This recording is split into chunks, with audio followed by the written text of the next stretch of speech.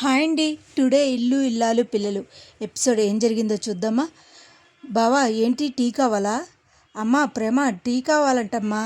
వస్తున్నాను బాబాయ్ అని చెప్పేసి అంటూ ఉంటే ఈ లోపల వెళ్తూ ఉంటాడు. వెళ్ళి లోపలికి వెళ్ళి సాంగ్ పాడుతూ ఉంటాడు. లలలలలా అంటూ పాడుతూ ఉంటాడు. ప్రేమ కూడా పాడుతుంది.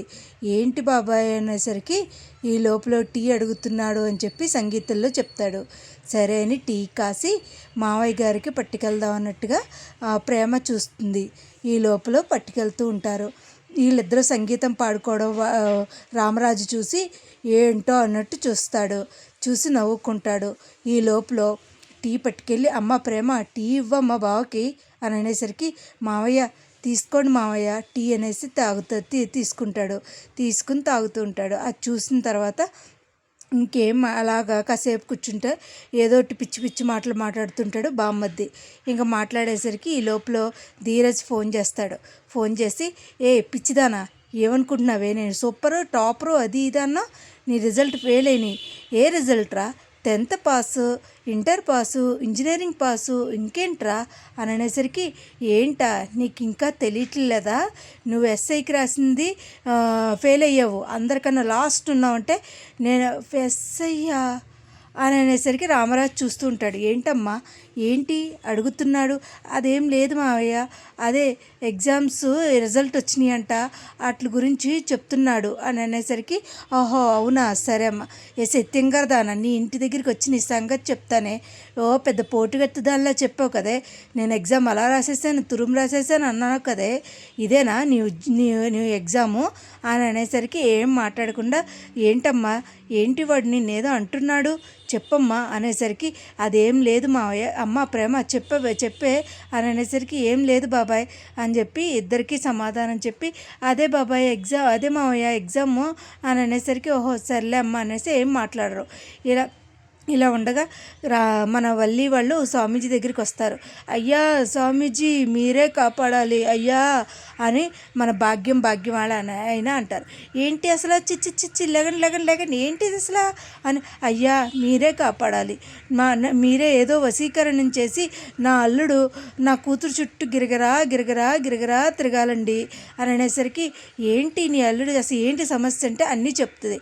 అవునా మీ అత్తగారు మామగారు నిన్ను ఇబ్బందులు పెడుతున్నారా, నీ మొగుడు ఇబ్బందులు చెప్పానా, ఈడు కూడా మనలాంటి బురుడీగాడు అంటే లేదు నేను మా భాగ్యం సరిగ్గా చెప్పలేదండి నేను చెప్తానండి అని చెప్తే వద్దు అర్థమైంది, నీ కూతురు చుట్టూ నీ అల్లుడు తిరగాలి అంతే కదా, ఇదిగో 1000 కొట్టు ఇతాయెత్తు పట్టు అని అనేసరికి లేదు నా దగ్గర ఉన్నది 100నండి, అడుక్కునే వాళ్ళ ఉన్నారే ఆ 100 ఇలా ఇవ్వండి అని చెప్పేసి 100 తీసుకుని తాయెత్తిస్తాడు. ఇది కానీ సరిగ్గా జరగలేదనుకో నీ అంతు తేలుస్తాను అంటుంది వల్లి. ఇంకా వల్లి తాయెత్తి తీసుకుని వెళ్తుంటారు. ఓం బూమ్ బుష్ అంటూ మాట్లాడుతూ ఉంటాడు స్వామీజీ. ఏవైనా చెయ్యి అని చెప్పేసి అంటాడు. ఈ లోపల ఆ స్వామీజీ అన్నీ బురుడి ఏదో వశీకరణం చేసి అల్లుడిని రోసపరుచుకోవాలని చూస్తున్నారు. ఆ తాయెత్తు పట్టుకుని భాగ్యం వాళ్ళు వెళ్తారు. వల్లి సిగ్గుపడిపోతూ ఉంటుంది వాళ్ళ ఆయన వెనక తిరిగేస్తాడని. కానీ అసలు ఏం జరుగుద్ది అనేది మనం చూడాలండి. భాగ్యం వాళ్ళు వెళ్తూ ఉంటారు. ఇంకా వెళ్తూ ఉండగా ప్రేమ ఎదురు చూస్తూ ఉంటుంది ధీరజ్ కోసం, బట్టలు ఆరేసే తీగ మీద ఎదురు చూస్తూ ఉంటుంది. అనుకోకుండా నర్మద వస్తుంది. ఏంటి ప్రేమ ఇలా తొంగి భయంగా చూస్తుంది, ఏమైంది ప్రేమ అని అంటే అదేం లేదక్క, ఎందుకు అలా కంగారు పడుతున్నావు, ఎవరైనా మొగుడు కోసం ఎదురు చూసి సిగ్గుపడాలి, నువ్వెందుకు అంత భయపడుతున్నావు అనే ఈ లోపల తీగ తెగిపోతుంది, బట్టలన్నీ కింద పడిపోతాయి. అది కాదక్క నేను ఎస్ఏ ఎగ్జామ్ రాశాను కదా అది ఫెయిల్ అయ్యానక్క, అందుకని ధీరజ్ కోపంగా వస్తున్నాడు. ఓహో అవునా సరే అయితే కానీ ఈ బట్టలన్నీ ఇంకో తీగ తెచ్చి పెడతాననేసరికి ఆ తీగ పట్టుకుని శుభ్రంగా తను ఇంకొక తీగ కడదామని చెప్పేసి తెగిపోయింది కదా అనుకుని కడుతూ ఉంటుంది. అది చూసిన ధీరజ్ చాలా కోపంగా వస్తాడు.